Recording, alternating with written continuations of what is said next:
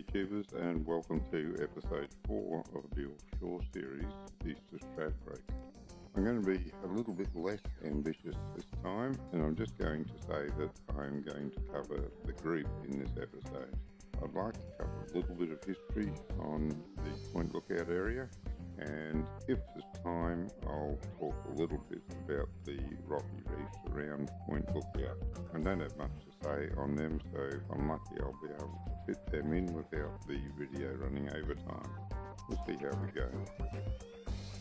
We left off the last episode at Boat Rock, so it seems appropriate to start this episode with the route between Boat Rock and the group. Depending on where you start off in Boat Rock and where you want to fish at the group, it's about 1 nautical mile or less. 1 nautical mile is sort of the extreme. Say 2 litres of fuel, 2 minutes travel time, and that's at 20 knots. Obviously you're not going to go 20 knots at the start or the finish of the trip, so allow 5 minutes, say, for the trip between them.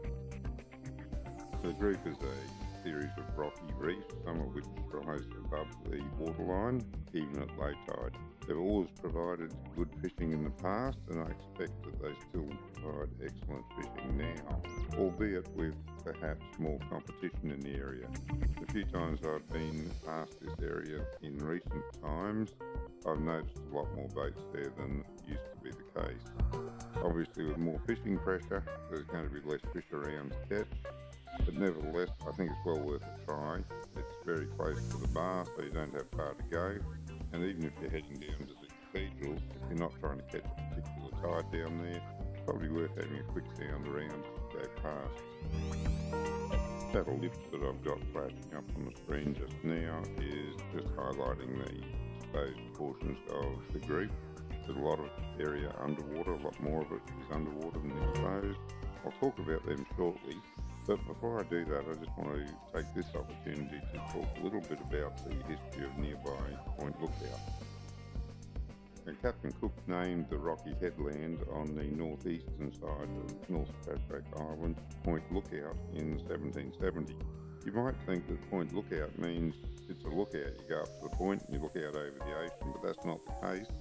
Captain Cook named Point Lookout as a warning to other ships to look out for the danger of rocks in the area. The first recorded landing on Point Lookout is Matthew Flinders in 1803. When he was returning to Sydney from a voyage which took him further north, he stopped at Point Lookout and sent sailors ashore at what is now known as Cylinder Beach to gather some fresh water from the local springs. In 1895, a fellow by the name of Bill North was granted an occupational licence to run cattle at Point Lookout. He stayed there for a number of years, and he supplied meat to the settlement at Dunwich, the asylum at Dunwich I should say, and I would guess also to the general settlement at Dunwich and the one at Amity. In 1902, the brigantine Prosperity was wrecked at night about half a mile southeast of Point Lookout, and Bill North cared for 5 surviving crew members. 2 of the crew died, and they were buried in the dunes behind what is now known as Dead Man's Beach, obviously named because of. There was a proposal to build the lighthouse in 1825, but nothing came of it. It wasn't until 1932 that the lighthouse was built and a settlement was established at Point Lookout. I think a large part of that delay was probably because the pilot station was moved from Amity up to Cape Morton when they decided that the South Passage Bar was too dangerous for use. I'll just mention Cylinder Beach now. Growing up, I always thought Cylinder Beach was named because of the fantastic surfing that it provided. I knew people went over there to surf, just didn't know that that wasn't the reason it was named. See, when the lighthouse was built, it had a carbide lamp in it. And a carbide lamp is fueled by acetylene. Acetylene is stored under pressure in cylinders. If you've ever seen the oxyacetylene torches that are used to cut metal or weld it, you've seen the acetylene cylinders. They're the red ones, dark red or reddy brown. Because it's a flammable gas stored under pressure, it can be explosive, and I guess that's why they didn't want to store it at the lighthouse other than the bottles that were currently being used. So they built a hut at a nearby beach to stored the acetylene cylinders in, and as I say, I guess that was because of the risk of explosion. But it turns out that that hut used to store the acetylene cylinders in is the reason that Cylinder Beach got its name. Go and get the acetylene from Cylinder Beach. And there you go. How some places are named is rather trivial. Got some aerial shots of the area here from Google Earth, and I think they're worth having a look at for a couple of reasons. First of all, on a calm day at high tide, not all the rock is obvious, but when you look at it on a bit of a rough day, you can see where it's breaking, and that'll let you know where you're going to find the rock under water at high tide on a calm day. So that's one thing, just gives you an idea of where to be careful of. On the other hand, you should be careful anywhere around rocks because it could be just under the surface. So if you know there's rocks in the area, keep a good eye on your sounder and go real slow while you're hunting around looking for fish. So that's number one. The second reason is that some of these aerial shots were taken on nice calm days when the water was particularly clear and you can see the extent of the underwater rocky reef. And that also gives you a really good idea of where you want to sound around to look for the fish. Now, it's one thing to have a look at the bathymetry maps, but I like to see these as well. Sort of puts the whole thing in perspective for me. The bathymetry's great, but somehow just seeing this adds to it. For me anyway. And of course, being out on the water and having your sounder going just completes the picture. As you can see from this group of photos, it does get extremely rough out there around the group. All that white water breaking. Fortunately, any day like that is not the day you want to be on the water, so you won't be out there around the group anyway. And finally, just one more shot where the water's nice and clear and you can see the structure of the reef underneath. If you haven't done so already, I suggest you just go back a little bit and pause the video on those shots where you can see the reef under the water. Just get a bit of an idea of the layout of it. Well, I guess it's about time to throw up some marks now. You'll need to pause the video if you want to record them, but I'll talk about them in general as they play. So you may want to just let it run through once to hear what I've got to say about them, just so you know which marks you might want to record. Now, first of all, I'll just say that, as with the boat rock area, the green marks here mark the actual rocks. They're not fishing spots. They're just GPS marks to get you to a particular rock. The blue marks there are public marks that I've gathered from the internet. At least not the three blue marks right down to the south. They're different, but the blue marks just around the area of the group, they're the ones I got off the internet. The red marks in the area of the group are spots that people have told me about. They haven't wanted them kept secret, they're just areas around the group where they found fish on a particular day. Not that you're going to go there and find fish in that exact spot any other time. You have to search around. These are just starting points around the group. And finally, those three blue marks right to the south, and not really part of the group, much further to the south than the group is, they're marks that someone's given me and told me there's a rocky reef in the area. Well, we can see that from Google Maps, so there's no secret about that. Again, not actual spots to say fish there, they're spots to say go and sound along that line, zigzag, find the fish. I will talk more about this a little bit later because this rock does break as well, although it's not quite as obvious.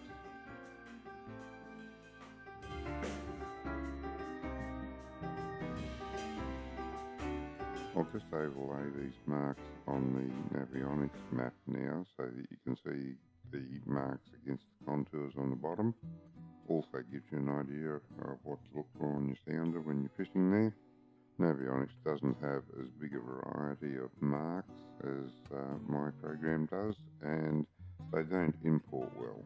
So what I've done is the large marks there, the big pins, are the default Navionics mark. I haven't figured out how to change that, so what I've done is I've left the default Navionics mark on the green and blue marks that I had there, and I've made those little target circles the red marks, just to give you a differentiation of the marks against the bottom contour. You can make it easier to identify which is which.